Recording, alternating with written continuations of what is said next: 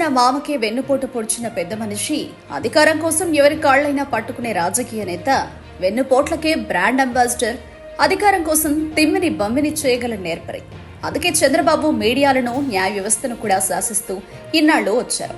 ఇప్పుడు కేంద్రంలోని బీజేపీతో కాళ్లావేళ్లా పడి పొత్తు పెట్టుకుని ఏకంగా ఎన్నికల కమిషన్ను మేనేజ్ చేస్తూ వెబ్ కాస్టింగ్ ను హైజాక్ చేశారన్న ఆరోపణలు వెల్లువెత్తుతున్నాయి. ఎన్నికల నిర్వహణలో అత్యంత కీలకమైన వెబ్ కాస్టింగ్ ప్రక్రియ మొత్తాన్ని టీడీపీ అధ్యక్షుడు చంద్రబాబు ముఠా హైజాక్ చేసినట్లు తేటతెల్లం కావడం నివ్వెరపరుస్తోంది. ప్రజాస్వామ్య విలువలను పరిరక్షించాల్సిన ఎన్నికల కమిషన్ పూర్తి పక్షపాతంతో పావుగా మారినట్లు వెల్లడవుతోంది. ఈసీ చేతిలో అత్యంత భద్రంగా ఉండాల్సిన వెబ్ కాస్టింగ్ సమాచారం, వీడియోలు టీడీపీ నేతలకు చేరిపోవడం దీన్ని నిర్ధారిస్తోంది. విదేశాల్లో గడుపుతున్న నారా లోకేష్ పోలింగ్ బూత్ వీడియోలను ఎడిట్ చేసి విడుదల చేయడం ఏమిటి?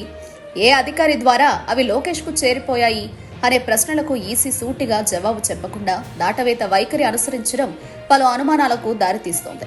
వాటిని తాము విడుదల చేయలేదని, దర్యాప్తు సమయంలో అవి బయటకు వెళ్లిపోయి ఉండవచ్చంటూ అత్యంత బాధ్యతారాహిత్యంగా వ్యాఖ్యానించడం ప్రజాస్వామ్యవాదులను నిర్ఘాంతపరుస్తుంది. నిష్పాక్షికంగా వ్యవహరించడం అంటే ఇలాగేనా అని విస్తుపోతున్నారు.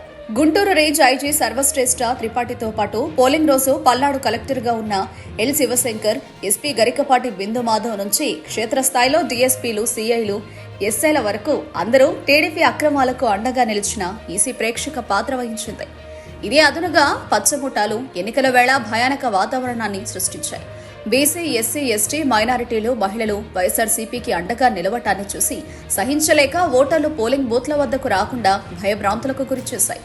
ఇంత చేసినా గెలవలేమనే నిస్పృహతో అలజడులు సృష్టిస్తూ ఓట్ల లెక్కింపు రోజు మరోసారి విధ్వంసాలకు తెగబడేలా పథకాన్ని రూపొందించాయి. పోలింగ్ రోజు అనంతరం చోటు చేసుకున్న పరిణామాలన్నీ వ్యవస్థలు చంద్రబాబు సేవలో తరిస్తున్నాయనే వాదనకు బలం చేకూరుస్తున్నాయి. ఎన్నికల నిర్వహణను అపహాస్యం చేస్తూ ప్రజాస్వామిక వ్యవస్థకు అప్రతిష్ట వాటిల్లేలా వ్యవహరిస్తున్న ఈసీ వివాదాస్పద వైఖరిపై సర్వత్రా విభ్రాంతి వ్యక్తమవుతోంది.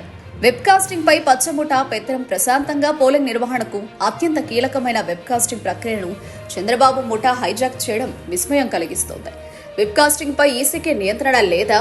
ఉద్దేశపూర్వకంగానే టీడీపీ వర్గీయులైన ప్రైవేట్ వ్యక్తులకు అందుబాటులోకి తెచ్చిందా అనే ప్రశ్నలు ఉత్పన్నమవుతున్నాయి.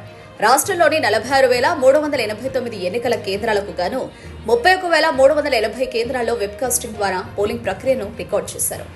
అత్యంత సమస్యాత్మక 14 నియోజకవర్గాల్లోని అన్ని పోలింగ్ కేంద్రాల్లో లోపల బయట వెబ్కాస్టింగ్ ద్వారా రికార్డు జరిగింది.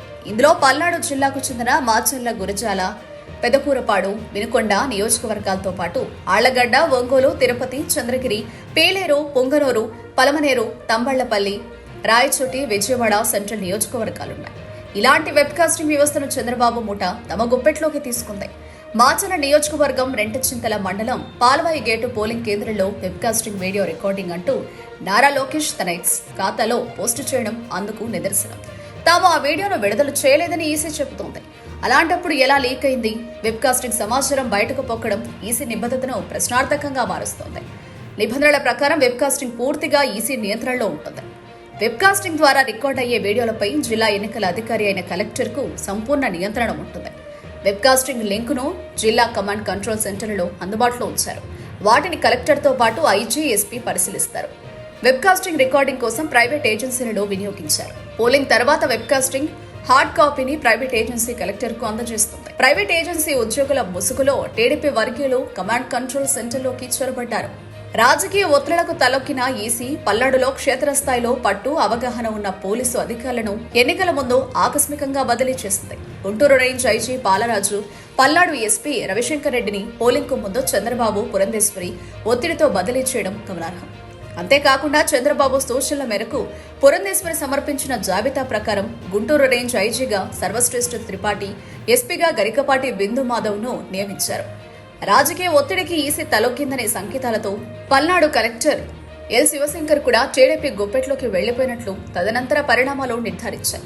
పల్నాడు జిల్లా పాల్వాయి గేటు పోలింగ్ కేంద్రంలో మొత్తం 23 గంటల రికార్డింగ్లో ఎడిట్ చేసిన 2 నిమిషాల వీడియో క్లిప్ మాత్రమే విడుదల కావడం వెనుక పచ్చకుట్ర ఉన్నట్లు స్పష్టమవుతోంది. పోలింగ్ కు ముందు చంద్రబాబు ఒత్తిడితో ఈసీ నియమించిన Guntur range IG Sarvashreshtha Tripathi, Palnadu SP Garikapati Bindu మాధవ్తో పాటు పల్నాడు కలెక్టర్గా ఉన్న ఎల్ శివశంకర్ ఈ పన్నాంగంలో పాత్రధారులుగా మారారని వెల్లడవుతోంది. పల్నాడు జిల్లా కమాండ్ కంట్రోల్ నుంచే వెబ్ కాస్టింగ్ రికార్డింగ్ ను పెన్ డ్రైవ్ లో కాపీ చేసి లీక్ చేసినట్లు నిపుణులు చెబుతున్నారు. 7 పోలింగ్ కేంద్రాల్లో టీడీపీ రౌడీ మూకలు ఈవీఎంలను ధ్వంసం చేస్తే అవి ఒక్కటి కూడా బయటకు రాలేదు. ఎమ్మెల్యే పిన్నెల్లి ఉన్నట్లు చెబుతున్న వీడియో మాత్రమే లీక్ కావడం వెనుక చంద్రబాబు కనుసన్నలో వ్యవహరించే అధికారులు కీలక పాత్ర పోషించినట్లు తేలుతోంది. మరి దీనికి ఈసీ ఏం సమాధానం చెబుతుంది?